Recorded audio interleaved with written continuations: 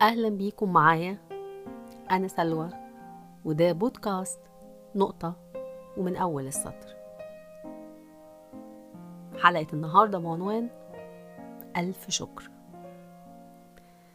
من سنة بالظبط كانت أول مرة أقول فيها المقدمة دي، زي النهاردة من سنة 14/8/23 كانت بداية البودكاست.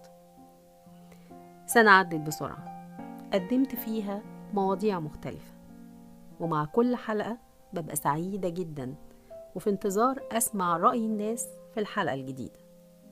وبعد ما بنزلها بسمعها تاني وكأني بسمعها لأول مرة. بسمع نفسي لأني اكتشفت مع الوقت إن الكلام اللي بقوله أنا أكتر واحدة محتاجة تسمعه.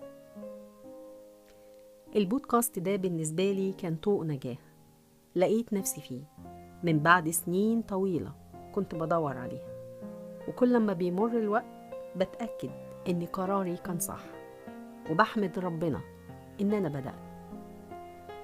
يمكن أكون بدأت متأخر، بس مش مهم. المهم إني عملت الحاجة اللي بحبها، وأتمنى إني أكون كويسة فيها وأستمر. ببقى سعيدة قوي لما عدد المتابعين للبودكاست بيزيد. حقيقي هو عددهم قليل جدا، بس أنا ممتنة وشاكرة وسعيدة بكل حد بيسمعني، وبستغل الفرصة دي علشان أشكر كل حد فيكم.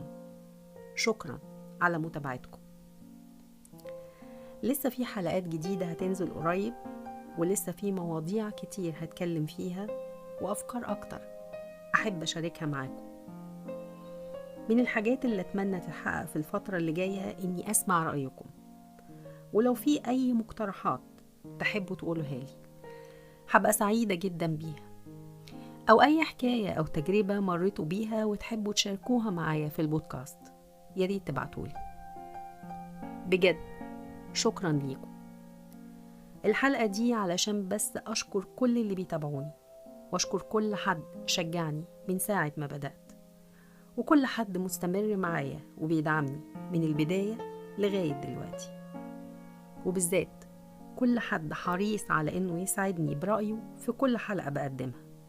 وأتمنى إن أنا أكون عند حسن ظنكم. بجد ألف شكر ليكم. ونقطة ومن أول السطر، كنت معاكم أنا سلوى، وده بودكاست نقطة ومن أول السطر.